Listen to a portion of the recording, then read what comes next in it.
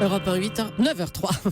Et le dernier mot de la matinale, il est comme d'habitude pour vous, Louise Éclante. Bonjour. Bonjour Maxime, bonjour tout le monde. Alors c'est bientôt Noël et qui dit Noël dit bûche, votre dessert fétiche qui n'arrête pas de se réinventer. Cette année, j'en ai vu des magnifiques, en forme de sac à main, de combi Volkswagen, de cabine bien, ça. téléphonique anglaise, j'adore. Mais ma préférée, c'est la bûche de Noël au fromage. Non, une bûche de Noël, ça n'est pas au fromage, Louise Éclante. Si, c'est une bûche qui ressemble à une bûche sucrée, mais elle est composée uniquement de fromage. C'est comme une pizza 6 fromages, mais en forme de bûche.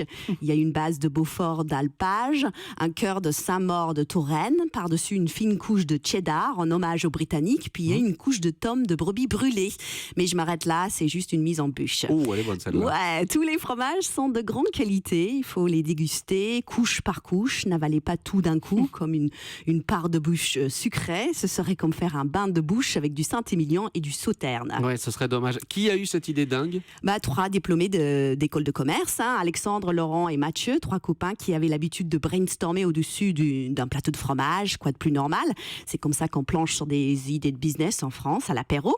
Et à force de bûcher, ils ont remarqué qu'il y avait déjà plein d'innovations pour le vin sur Internet, mais pas grand-chose pour le cheese. Alors, ils ont décidé de créer le fromage 2.0.